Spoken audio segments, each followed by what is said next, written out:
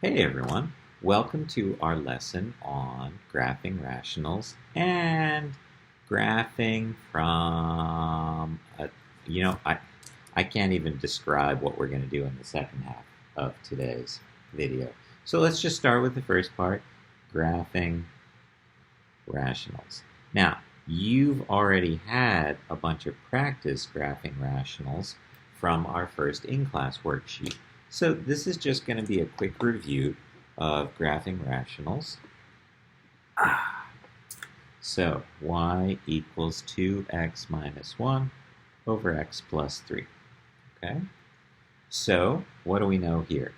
Well, if I want to find x-intercepts, I set the top equal to 0. X-intercept is at 1/2. If I want to find a y-intercept, I set x equal to 0, y-intercept at negative 1/3. If I want to find vertical asymptotes, I set the denominator equal to 0. And if I want to think about a horizontal asymptote or a slant asymptote, I compare the degrees of the top and the bottom. They're the same, so I go with the ratio of leading coefficients. Y, horizontal asymptote is y equals 2. So I'm going to start by graphing those things. A vertical asymptote at negative 3, horizontal asymptote at y equals 2, an x-intercept at 1/2, a y-intercept at negative 1/3. And now I have to play connect the dots. I connect these two dots and approach that asymptote. I connect these dots and approach that asymptote. But remember, there's something on either side of our vertical asymptote, so I need something over here. Is it up here, or is it down here? Well, I'm pretty sure that if it was down here, I'd need another x-intercept. And I only have this x-intercept. So I don't think it can be this piece. I think it has to be this piece. But you know me, I want you to plot a point just to confirm that the y value is bigger than 2. So if I plug a negative 4 in here, I get negative 8 minus 1 is negative 9. And then on the bottom, I plug a negative 4 in here. Negative 4 plus 1 is negative 1. And so the y value here is 9. And 9 is greater than 2. So we've got the point negative 4, 9 on our graph. Don't forget to label asymptotes. Don't forget to label the points on the graph and have the appropriate shape. Okay? So how about this one? Y equals x minus 1 over x squared minus 4. How is this one different from the last one we did? It's going to have an x-intercept, it's going to have a y-intercept, but what's different? What's different is right here. When I find the vertical asymptotes by setting the denominator equal to 0, I get x equals plus and minus 2. So we've got two vertical asymptotes here. Our x-intercept is at 1. Our y-intercept is at positive 1/4. Because I plugged a 0 in for all the x's and was left with negative 1 over negative 4, which is positive 1/4. And then finally, I look at the degrees here. This degree is smaller than that degree, so our horizontal asymptote is at y equals 0. Remember, if the degrees are the same, we look at the ratio of leading coefficients. If the top degree is smaller than the bottom degree, then we go with y equals. And if the top degree is bigger than the bottom degree, that's when we have to go to slant asymptote. And we'll see that in a little bit. Okay? Let's put all this stuff together, though. We've got negative 2. We've got positive 2. We have a x-intercept here at 1. A y-intercept here at 1/4. Remember, between two vertical asymptotes, we can be this, or this, this, or this. Has to be one of those four shapes between these two vertical asymptotes, and I guess it could be this, but going with that one. Now, how can I be sure? Well, if I take 1.5, something in between these two, and plug it into my function, I'm saying I get a negative number. To make the parabola shape, bouncing at 1, I'd have to get a positive number out. So let's see what happens when we plug in 1.5. 1.5 minus 1 is 1/2. That's positive. 1.5 squared, so 3/2 squared is 9/4 minus 16/4. That's a negative, negative 7/4. Positive divided by negative is a negative. Look, there's another way that I know this too. In order for me to have this shape, I have to bounce here. And that would mean I would need that. I don't have that, so it can't be that. Okay, it has to be this. But that's not the whole graph, right? I know we have this horizontal asymptote at y equals 0 and these vertical asymptotes, but what about over here? Is it down here or up here? And what about over here? Is it up here or down here? On either side of a vertical asymptote, left, right, we have graph. The only place we don't have graph is the vertical asymptote. That's where the function is undefined. So how will I find these points? Well, I'm going to plug in a value that's less than -1. Less than -2, like -3. Okay, I've got -3 minus 1 is -4. 9 minus 4 is 5. So I get -4/5, which means my graph must be down here. -3, -4/5. Okay, now what happens if I plug in a positive 3? 3 minus 1 is 2. 3 squared is 9 minus 4 is 5. I get this point here, 2/5. So we're going to bend to these asymptotes and pass through that point. And there's my graph. Okay? How about this one? How is this different from the last two?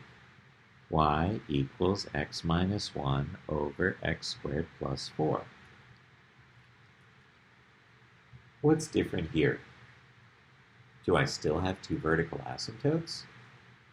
Well, if I set that denominator equal to 0, and then take that square root,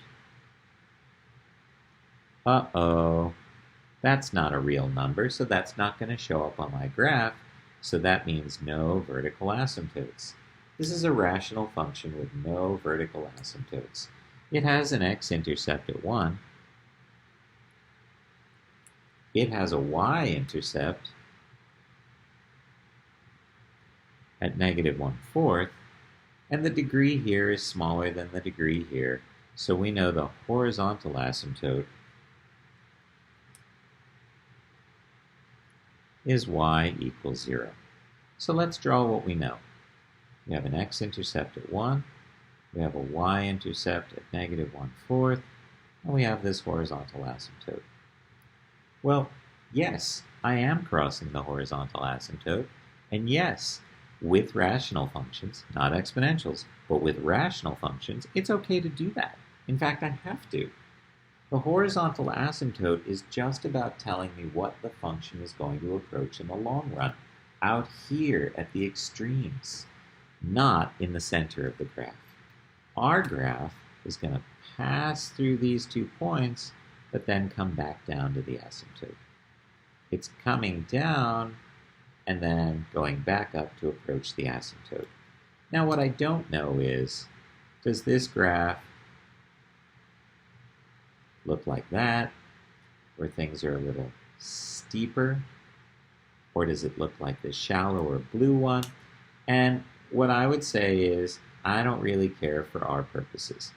As long as you're passing through these points, as long as you're approaching the horizontal asymptotes, I'm good to go. All right? So I won't get any vertical asymptotes if I have an x squared plus 4. Or x squared plus anything down there. Because that's always going to give me imaginary vertical asymptotes. All right. I think this one you should be very comfortable with, so please do this one and come back when you're done. Okay, I know x-intercept is 4. I know the y-intercept is 4. I see I have x equals plus and minus 1 for vertical asymptotes. And because this degree is smaller than this degree, this is x to the first, this is x to the second, I know y equals 0 is my horizontal asymptote. So we'll put all this together in a picture. We've got -1, we've got +1, I have an x-intercept over here at 4, I have a y-intercept here at 4, and I have a horizontal asymptote. Well, I'm kind of bummed here, because I know there are 4 possible shapes here, but which one am I going to use? Can it be this one? No, because I only have one x-intercept and it's over here, and this would have 3 x-intercepts. How about this one? Would it be this one? No, again, I only have one x-intercept and it's over here. This one would need 2 x-intercepts. How about this? No, still needs 2 x-intercepts and I only have one. So, my only shape left is the parabola. What I don't really know is it this parabola? Is it this parabola? Or is it the original black one? And I'm going to say, because of the symmetry here, I'm going to risk that it's the original one, whose vertex is at 0, 4. You can always check by graphing on your calculator. Now, what about here? Well, I know my graph is either down here or up here, and I'm going to have to test something. So if I plug a -2 in here, I have -6 on top, 4 minus 1 is 3. I get -2. So -2, -2, and therefore not up here, but down here, and approaching those asymptotes. Now, how about here? I've got this x-intercept, and either my graph is going to come down and back up, or my graph is going to go up through and come back down. Which one is it? How can I know? Well, I have to plug in a point, like 2 or 5, to figure out whether I'm down here or up here, whether I'm down here or up here. So, let's plug in a 5 and see what happens. 5 minus 4 is 1 on top. 5 squared is 25 minus 1 is 24. 5 gives me a positive number. So when I get over here to 5, 24. I have that. And since I have to be approaching the asymptote, I'm going to come back down. But that means my graph goes like this. Okie doke. All right. How about this one? 2x squared minus 5x minus 3 over 2x plus 1. Well, the first thing I notice is the degree on top is bigger than the degree on bottom, so I'm starting to think about slant asymptote. But I'm thinking now, hey, I got to find x-intercepts by setting this equal to 0. Does this factor? Sure hope it does. 2x, x, 3 minus plus 1. Negative 6x plus 1x is negative 5x. There's my negative 3, and that's my 2x squared. So yes, it does factor. Oh, what was it when we have factors that are the same and top and bottom? What happens on the graph? When you can cancel factors, that indicates the presence of a hole in the graph. Right? Because this one's saying, I'm undefined, I'm a vertical asymptote. And this one's saying, no, I'm an x-intercept, I'm an x-intercept. And then the parent turns around and says, neither of you is going to get what you want. So what we have instead is a hole on the graph at x equals negative 1/2. Because this factor set equal to 0 is equal to negative 1/2, I don't get a vertical asymptote there. I'm probably not going to get an x-intercept there. What I'm going to get is a hole. All right, and this is what I'm supposed to graph. I'm supposed to graph the line y equals x minus 3 and put a hole at negative 1/2. So let's do that. Here's the graph y equals x minus 3. There's 0, negative 3. There's 3, 0. But remember, at negative 1/2, there's a hole in our graph. I don't need the y value of the hole, but we will be actually doing this in Chapter 2, finding that y value. And to do that, remember my original function, I canceled out those factors. If I plug in that negative 1/2 here and get negative 3.5, that's the y value of that hole. Okay?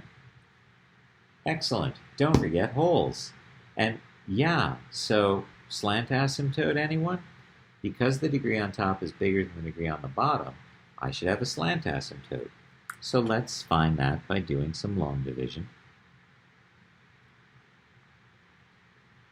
What do I multiply 2x by to turn it into 2x squared? X. And then I distribute that x and get 2x squared plus x. And then I subtract, and I get minus 5x minus 1x is minus 6x. And bring that down. What do I have to multiply this by to turn it into this? A negative 3. Oh, there's my slant asymptote. So it turns out here, what my graph is sits exactly on top of my slant asymptote. That's why I just have this line and nothing that looks like an asymptote. Okay, there's no vertical asymptote because there's a hole because of these canceling factors. There's a slant asymptote, but this part of the graph that I still have sits exactly on top of it. All right, let's try one last one, and then I want to move on to the next thing that might blow your mind. So last rational function to graph, x squared plus 5x plus 1 over x plus 3. Okay, so the first thing I notice is this is bigger than this, which means slant asymptote. The second thing I notice is I don't know how the hell to factor that. So how am I going to find the x-intercepts? Well, I want to know when x squared plus 5x plus 1 equals 0, and it doesn't factor. And that means x equals negative b plus and minus square root of b squared minus 4ac all over 2a. I have to use the quadratic formula.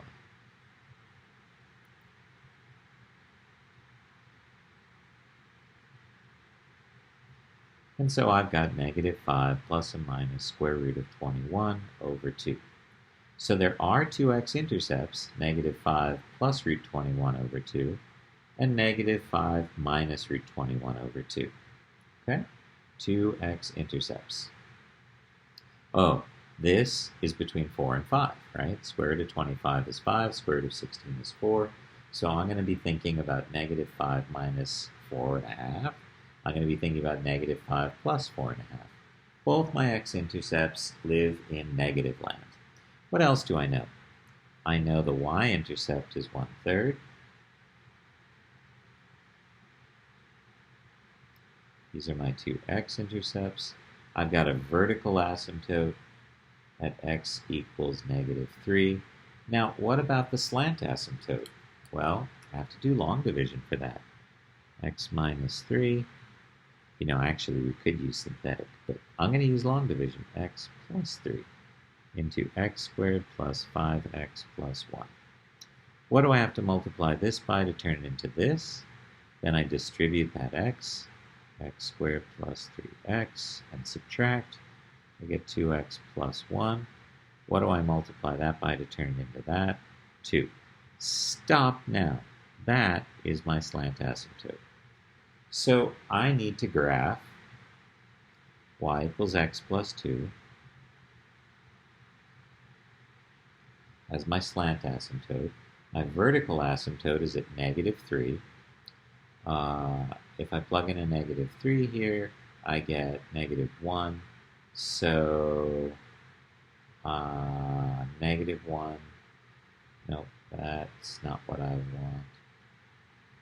Oh, yes, there we go. -3 is a vertical asymptote, and this is -2. Doink, doink, doink, doink, doink, doink. Okay, what else do we know? We know y equals 1/3, because this point here is 0, 2. We know y equals 1/3. We also said that we had two x-intercepts. One of them, this one here, is -5 plus √21/2. And I guess it's an ordered pair, so comma 0. And I have another one over here, which is -5 minus √21/2. Okay, so how am I supposed to connect the dots? Well, like this. And this. So, to find the slant asymptote, I do long division. I don't care about the remainder, I just care about that linear expression. I had to use quadratic formula when I couldn't factor the numerator. And I graphed my slant asymptote, I graphed my vertical asymptote, I put in my x and y intercepts, and I drew in the curve to pass through those points. It's okay to test more additional points if you're still not sure, but I'll say in general, slant asymptote problems, they're on either side of the vertical asymptote, and so often they're like this or like this. Okay? Hey, did you see that? Don't do that. Don't do that, because I'm supposed to be approaching that. And this fails the vertical line test and isn't a function. Okay? Pay attention to those details. Fabulous. Well, there we go. We've had a full, rich experience with graphing rationals based on our original partner worksheet and based on what we saw today.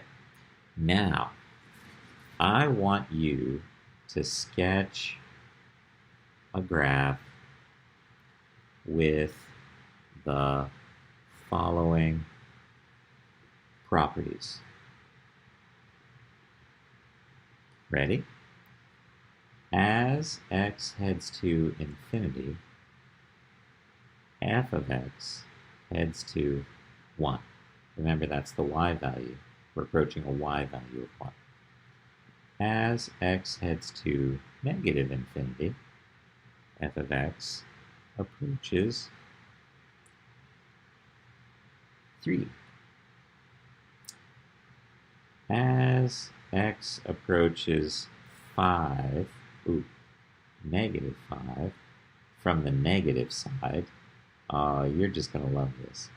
-5 from the negative side, f of x approaches infinity. As x approaches -5 from the positive side, however, f of x is approaching infinity still. F of -1 does not exist. Wait, there's more. As x heads to 4 from the positive side, f of x heads to infinity. And as x heads to 4 from the negative side, f of x heads to negative infinity. What the hell? Yeah, no, really. This is getting us ready for Chapter 5. Okay, so what do we know? As x heads to infinity, the function approaches 1. So there's a horizontal asymptote over here, y equals 1. Now what I don't know is, am I coming down to 1 or going up to 1? I don't know yet. I'll keep reading. As x heads to negative infinity, f of x heads towards 3. 3. And again, I don't know if I'm coming down to 3 or going up to 3, but I see, oh my gosh, two different horizontal asymptotes. Yes, one for positive x values and a different one for negative x values. Huh, okay. Now what about this? As x heads to -5 from the negative side, so let's say here's -5, and I'm approaching from the negative side, the function heads towards infinity. Huh, so the function heads towards infinity. And look, as x heads to negative infinity, that's this one here, f of x heads to 3. So I'm coming down to 3, and this, as I head towards -5 from the negative side, approach -5 from the negative side, the function is heading up towards infinity. Now, what about -5 from the positive side? I'm also approaching infinity. So I must be going that way. F of -1 does not exist. And as I approach 4 from the positive side, 4, x equals 4, from the positive side, the graph heads to infinity. But as I approach 4 from the negative side, as I come in from this direction, the function is headed towards negative infinity. Like that. Now, your graph could be very different. Well, let's say I could have this graph. I don't know the y-intercept for this graph. I only know that as x heads towards negative infinity, I approach a y value of 3, and as x heads to positive infinity, I approach a y value of 1. And then in between these two vertical asymptotes, and how did I know they were vertical asymptotes? Because of this, as I approached from one side, I was heading towards an infinity, and here, as I approached from one side or the other, I approached infinity or negative infinity. That's the indication of a vertical asymptote. And I wish I could tell you that problems like this don't exist. Instead, I'm going to say you're going to see a whole lot of these in Chapter 5, and I would expect one on the AP exam. So let's practice a few more of these, and you have some more of these to practice in your homework as well. Okay? So how about this? I'll give you another list of information. F of 0 equals 1. As x heads to infinity, f of x heads to 0. As x heads to 2 from the positive side, f of x heads to infinity. As x heads to 2 from the negative side, f of x heads to infinity. So this is a vertical asymptote at 2, huh? Wait, there's more. The function is concave down on negative infinity to -2. The function is concave up from -2 to 2, union 2 to infinity. Why am I not including 2? Because there's a vertical asymptote at 2. The function is, wait, there's more. F is increasing for negative infinity to -3, and -1 to +2. And that function is decreasing from -3 to -1, union 2 to infinity. So I'm supposed to put all this information together. Now, f of 0 means y-intercept. I have a y-intercept at 1. I have a right horizontal asymptote. As x heads to infinity, the function heads to 0. I don't know if I'm headed down to 0 or up to 0, but I only have one horizontal asymptote at 0, and I don't know anything as x heads to negative infinity. Huh, okay. Vertical asymptote at 2 because the y values are heading towards infinity or negative infinity, and then I have all this stuff. So I could start by drawing in what I know. Vertical asymptote at 2, horizontal asymptote at y equals 0, but only over here, and f of 0 equals 1. So that's what I've got so far, which doesn't feel like a lot to me. Oh, except that I'm supposed to be going towards positive infinity on both of these sides, okay? All right, so now what can we draw? Well, I know that I've got all this information to process. And the way I like to do this, and I think you'll find this a little easier, -3, -2, -1, 2. I need all those points. There are all these different x values. Okay, so from -infinity to -2, the function is concave down. Concave down, concave down. What's concave down? This is concave down. This is concave down. This is concave down and decreasing. This is concave down and increasing. Okay, so I know I'm concave down on one of these shapes. I know I'm concave up from -2 to 2, and again from 2 to infinity. Okay? Now, about increasing. From -infinity to -3, the function is increasing. So I want increasing and concave down. That looks like that. Now I want, from -3 to -1, decreasing. I want concave down and decreasing. This is concave down and decreasing. So I'm going to start with this shape, and then I'm going to transition to this shape, and then I'm still going to be decreasing, but now I'm going to be concave up. Concave up and decreasing, concave up and increasing. I'm going to make this graph just by using these 4 shapes stuck together. Concave down and increasing is this one. Concave down and decreasing is this one. Concave up and decreasing is this one. Now what else do we have? From 2 to infinity, decreasing, but from -1 to 2, increasing. Concave up and increasing looks like that. All right, and so here's what I propose to do. I propose to sketch in these intervals. I've got -3, I've got -2, I've got -1. Okay, so from -3, from -infinity to -3, I'm concave down and increasing.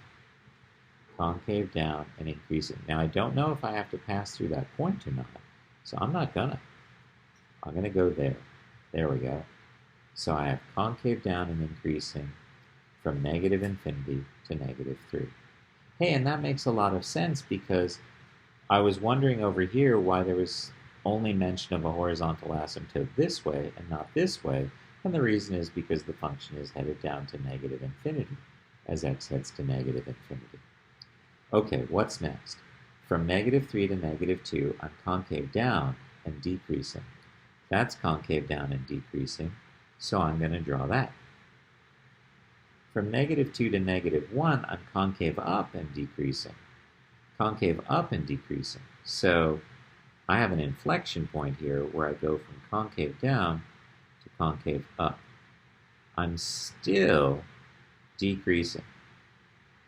Now, from -1 to 2, I'm increasing and concave up. And so we have a minimum here on the graph when the graph went from decreasing to increasing, and we have a maximum on the graph where the graph went from increasing to decreasing. When the function goes from increasing to decreasing, we get a max. When the function goes from decreasing to increasing, we get a min. Now finally we need over here, and I notice that I'm supposed to be decreasing from 2 to infinity, and I'm supposed to be concave up. So decreasing and concave up. That's my graph. All right, I bet you're not comfortable with this yet. Don't worry, you'll have more practice in the homework, and we'll do a whole bunch of this in Chapter 5. This is just getting you ready for it. All right, here's our, well, I kind of want to do some more. Yeah, let's do a couple more. We're only 35 minutes in. All right, so how about this one? As x heads to negative infinity, f heads to negative 1. F of negative 1 equals 0. F of 0 equals 12. As x heads towards 2 from the negative side, f of x heads to negative infinity. As x heads to 2 from the positive side, f of x heads to infinity.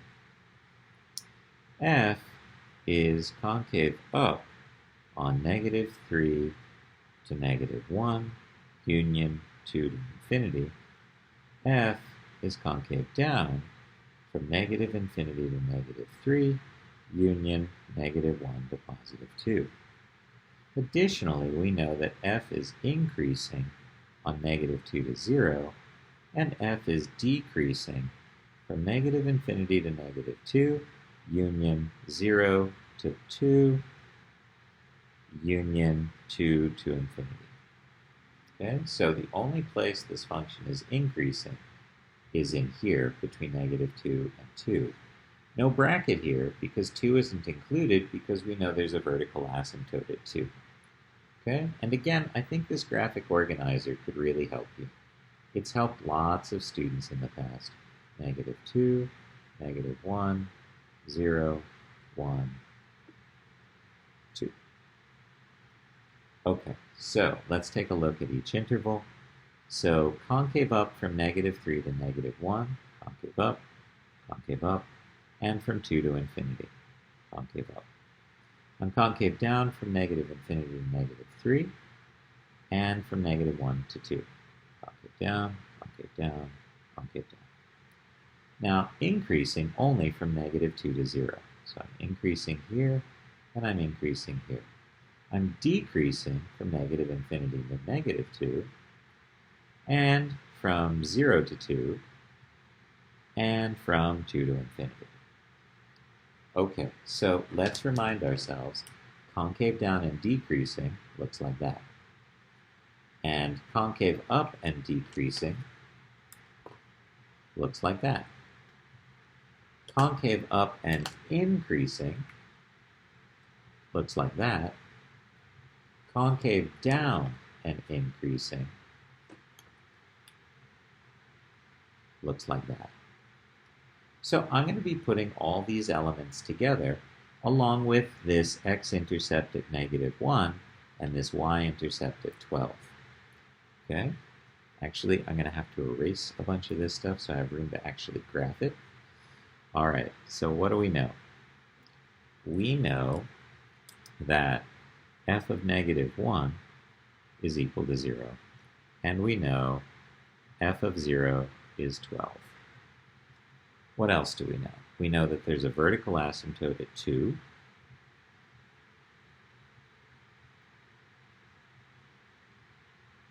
X equals 2. And I thought I remembered something. As x heads to negative infinity, f of x heads to negative 1. Okay, so I have a horizontal asymptote over here. All right, well, let's see what we can draw in. We want concave down and decreasing from negative infinity to negative 3. Concave down and decreasing. Right? Because as I head towards negative infinity, I have to be approaching this horizontal asymptote. I know you wanted to draw it up here, but you have to pay attention to this piece of information that says as x heads to negative infinity, the y values head to negative 1. Okay? So we know that from negative infinity to negative 3, here's our negative 3, we're concave down and decreasing. From negative 3 to negative 2, we're concave up and decreasing. Concave up and decreasing. I'm using these numbers, not these. Don't look at, this is not the 8. It's over here, right? Decreasing to there. From negative 2 to negative 1, concave up and increasing. there's -1, concave up and increasing until -1. From -1 to 2, I'm concave down. From -1 to 2, I'm concave down. Oh, I'm supposed to be here at -1. And now I'm increasing and concave down. When I get to 0, I'm concave down still, but now I'm decreasing. On the other side of -2, I'm concave up and decreasing. Concave up and decreasing.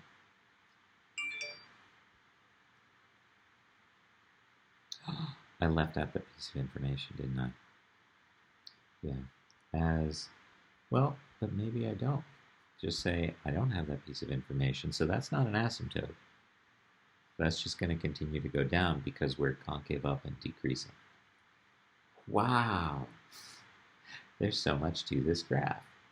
But let's see what we can notice when we erase some of this visual noise. Okay. Concave down and decreasing. Then concave up and decreasing. This is called an inflection point when I change from concave down to concave up, or changing from concave up to concave down. Okay? Those are inflection points. When I go from decreasing to increasing, I have a min. So from -3 to -2, concave up and decreasing. From -2 to -1, I'm concave up and increasing. So -2 to -1, concave up and increasing. From -1 to 0, I'm concave down, and that means there's another inflection point here as I change from concave up to concave down. And then from 0 to 2, I'm going to be concave down and decreasing, concave down and decreasing. When my function goes from increasing to decreasing, I know there's a max there. Okay, and then I have that vertical asymptote at 2, and then to the right of 2, I need concave up and decreasing. I could sketch in this, but I don't really know that there's an asymptote there. So even though that would fit, or could fit, I'm reluctant to do it. Okay? All right. Aren't these exciting? Now, your turn. Perhaps a little gentler. As x heads to 2 from the positive, f of x heads to positive infinity. As x heads to 2 from the negative, f of x heads to negative infinity. As x heads to infinity, f of x heads to 1, and as x heads to negative infinity, f of x heads to 1. There. That's all you got. Draw me a graph. Pause the video, go draw the graph, come back when you're done. All right, welcome back. We see this is telling us that there's a vertical asymptote at x equals 2. As I approach 2 from the positive side, that means coming in this direction, the function is headed towards infinity. As I approach 2 from the negative direction, the function is heading towards negative infinity. This, as x heads to infinity, f of x heads to 1, as we go this way, this part is approaching y equals 1. And as x heads towards negative infinity, as the x's go this way, the y values are also approaching 1. There we go. That's it. That's all we've got. We have to be approaching the horizontal asymptote at 1 as we head to negative infinity or positive infinity. We also have to have our function approaching the vertical asymptote at 2. We're going to be heading to negative infinity on this side and positive infinity on this side. Now, if you drew this one and your friends drew this one, they're all fine. They all meet these conditions. Okay, last one. And then you should get to work on that worksheet. All right, as x heads to infinity, f of x heads to 0. As x heads to -3 from the positive side, f of x heads to infinity. As x heads to -3, oh no, I don't have the other side. You don't get the other side. F is concave up on -3 to -1, union 1 to infinity. F is concave down from -1 to 1. F is increasing on -2 to 0. And F is decreasing from -3 to -2. And from -2 to infinity. Okay, so why don't you go give that one a try? And come back when you're done and you want to check your work. In the meantime, I'm going to start making my little graphic organizer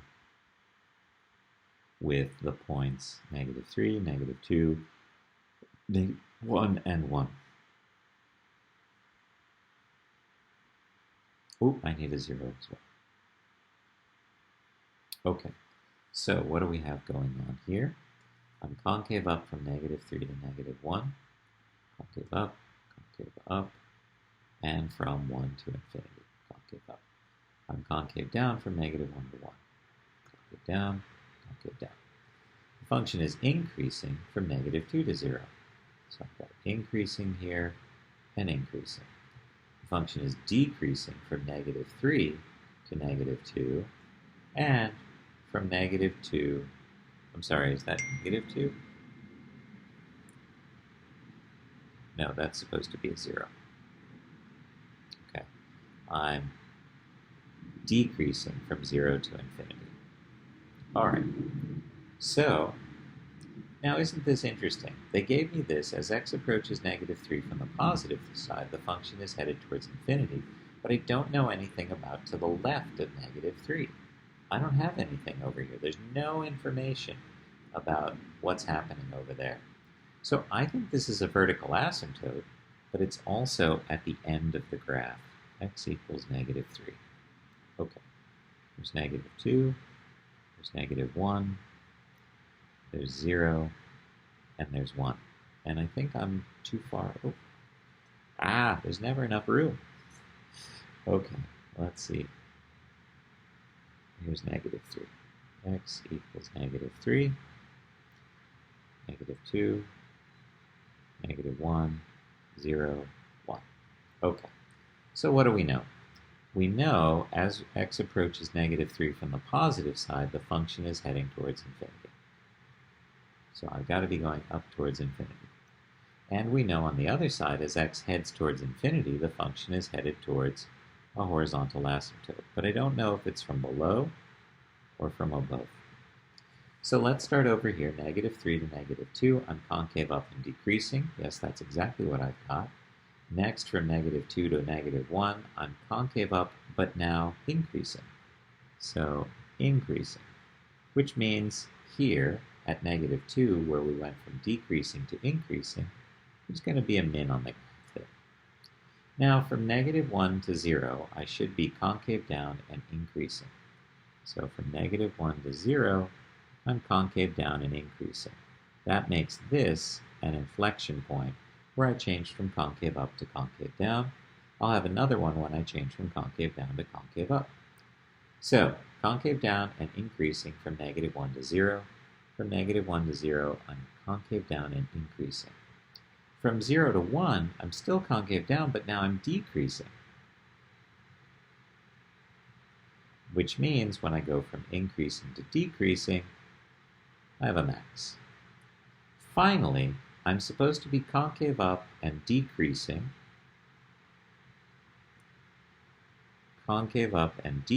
but also approaching the horizontal asymptote at 0. This, where we change from concave down to concave up, that's another inflection point. All right.